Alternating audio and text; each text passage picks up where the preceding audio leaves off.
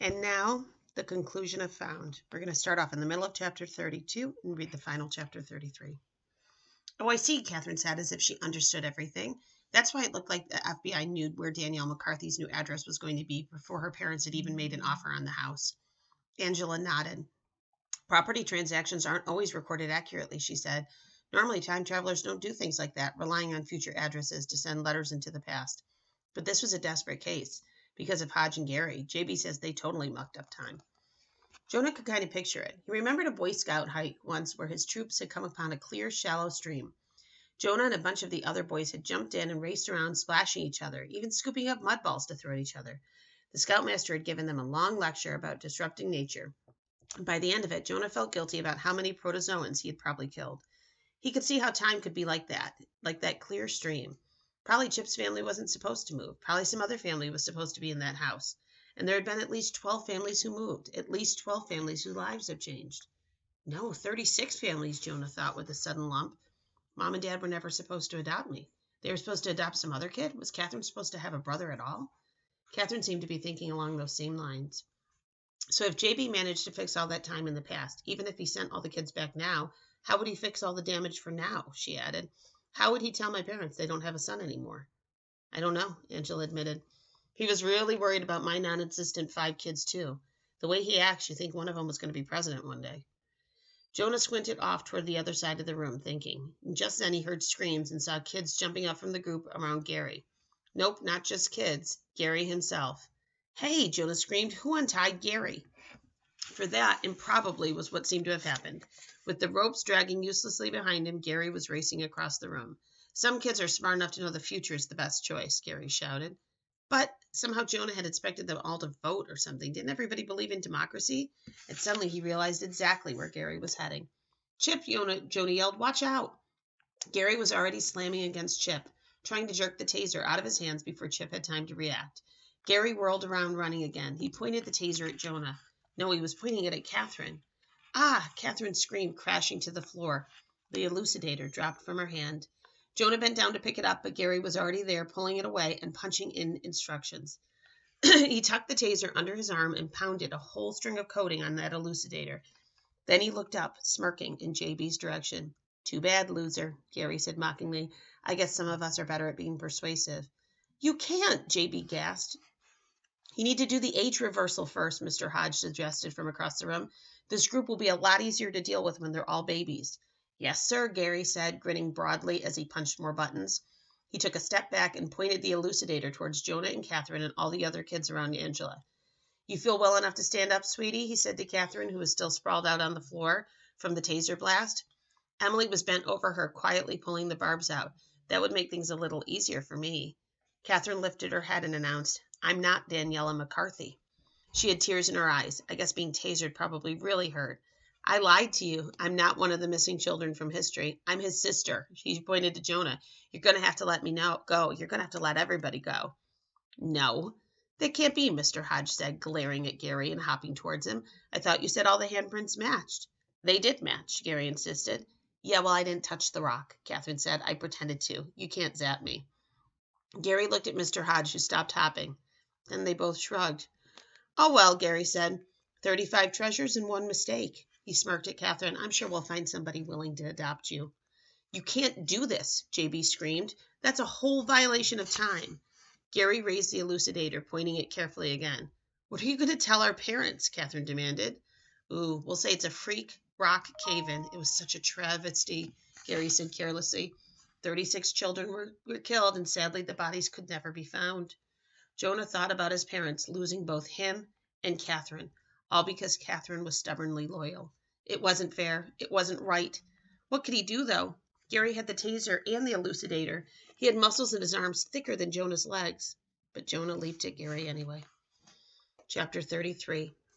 Even in midair, Jonah had no idea what he intended to do to Gary. Arm wrestle him for the elucidator or the taser? It was out of the question. Punching him would be as useless as punching a brick wall. Jonah decided to take a page out of Catherine's book. With one hand, he just grabbed Gary's hair, and with the other, he poked his fingers in Gary's eyes. Ow! Gary screamed, and reflexively he lifted his hands toward his face. The taser clattered towards the ground. Gary trapped it with one foot. Jonah let go of Gary's hair and grabbed for the elucidator, just as Gary was shoving him away, flailing towards the stone wall. Jonah slammed into that wall hard. He thought he could feel every bone of his spine hitting rock, one bone after another, so it took him a few moments to realize that the elucidator was in his hand. "Ha!" Jonah shouted at Gary. Gary only smiled. "That doesn't matter, kid." He said, "It's already programmed. That's one of the newer models. You don't even have to point it. We just do that out of habit." Jonah looked down at the screen of the elucidator, which seemed to be engaged in a countdown. As the 7 blinked on the screen, Jonah threw the elucidator as hard as it could. "JB," he said, "make it stop." Jonah could see JB catching the elucidator, hitting the buttons. Somehow Jonah managed to get up and rush across the cave towards him. Other kids had the same idea, trying to get towards JB. Jonah started to trip over something. The taser? Wait, where had Gary gone? "Goodbye, friends," Jonah said. "I hope you enjoy your time prison." Just then Mr. Hodge vanished too, right from the middle of the room. Stunned, Jonah leaned over and scooped up the taser. He ran towards JB. "Is it safe now?" Jonah said. "Did you stop the countdown?" JB still had his head bent towards the elucidator. He was punching buttons. Jonah crowded close, with Chip and Catherine and Alex pressed next to him. JB raised his head and looked at him. "I'm truly sorry," he said. "This is what I have to do." He pointed the elucidator at Alex, and Alex disappeared. He turned the elucidator towards Chip. "No!" Chip screamed. Catherine clutched Chip's right arm and joined her screams to him. Jonah still had the taser in his right hand, but there wasn't even time to use that. He looped his right elbow around Chip's arm, hoping to hold him in place. With his left hand, Jonah made a swipe for the elucidator, and the cave started to melt away. "No!" Jonah wasn't even sure who he heard screaming. Was that Catherine? Was it Chip? Was it himself? Was it the elucidator? Wait, the elucidator? Jonah could feel he was holding it in his left hand.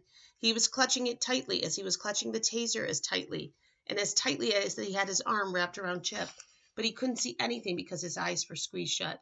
He dared to open his eyes a crack, and he and Chip and Catherine were tumbling towards nothingness, tumbling towards a vague hint of light. No! This time he was sure. The wail was coming from the elucidator, and it was in JB's voice. "Jonah, there's been a huge mistake." He could hear JB's voice coming out loud, clear, and anxious from that elucidator. "You and Catherine have no business going back in time into the 15th century with Chip and Alex. You're not allowed there. You could cause more damage. You can't take the elucidator and the taser there." "Well, you should have thought of that before you zapped Chip," Jonah said back. He was amazed he could sound so clear and defiant out in the middle of nothingness. "You should have known we would have stuck together." There was silence, as if JB was trying to accept that. Maybe he had no idea what stick together meant. "Look, I'll tell you what to do so you and Catherine can come home," JB said. "No," Jonah said back. "You tell us what we can do so all of us can come back, even Alex." Chip looked at Jonah with gratitude in his eyes. "Jonah," JB protested, "you have no idea what you're talking about. Certain things have been set in motion. Chip and Alex have to go back to the 15th century. "Well, then I guess Catherine and I are going there too," Jonah said.